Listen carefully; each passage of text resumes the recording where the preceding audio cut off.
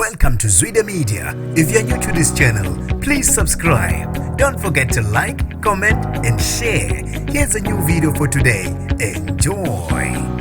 Akube yindida kutholwa inqwaba yezikhali emzini wesiqhumamo Sean Mkhize weRoyal AM. Nginibingelele ngiphinde nginamukele ezindabeni zezwide igama lami ngusibonga konke wakantwana Mothanda ungangibiza intatheli ka YouTube. Akube yindida kutholwa inqwaba yezibhamu ezingu40 emzini kaSean Mkhize weRoyal AM. Kuthole nezihlamvu ezilinganiselwa ku2000. Lokhu kwenzeke ngesikhathi amaphoyisa egasele emzini kaSean Mkhize kungazelele umuntu ngeviki elidlule hamsana noSARS. Kube ukuthi lezibhamu bezingakahlonzwa ukuthi ngabe zinawo amacala noma cha. Okwamanje zisayocilonga kuba ngabe azinabo yini ubucayi. Kanti ke abantu babe nokuphawula okwahlukahlukene ngalo lo daba njengoba lwabathusa kakhulu. Ngesikhathi kubonakala inqwaba yezimoto zamaphoyisa zikake wona umuzi kaSean Mkhize. U-Ayanda Wise uthe uma kwenzeka noma yini emndenini wakwaMpisane kumele uhulumeni abe nezimpendulo ngoba kuyacaca ukuthi usazi akazi ubeyokwenzana. Uhlangana lapho usazi nezibhamu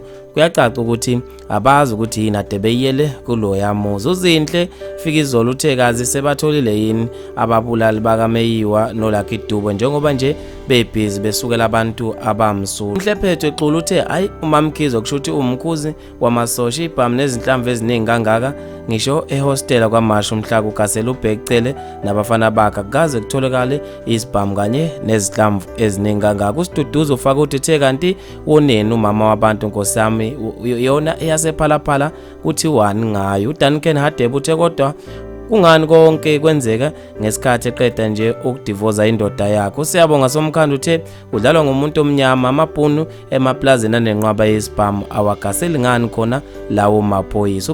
uPrecious Mabasa uthe nami ngiyasifuna impela ngifuna ukufunda kuqala ngathi eSouth Africa bajwayelana kabi kakhulu uma ungenze lutho la eMzansi. Umelwa Mzimela uthe hayi umcebo wakhe ukhona okushaya amanzi ngawo kumele sikubhekisise lokho. Unzuzo isihonga nqubeka uthe zisemthethweni lezo bhamu zizojabha izitha ngoba balwa nempumelelo yakhe. Uluyivuyo Mpanzi uthe mhlambe kukhona naye uyafunda nje khona laba. Fethu ke maningi kakhulu ama comment mina ngizofisa ukuzwa ukubhalwa kwakho khona lapha kwi comment section ngalo lolu daba.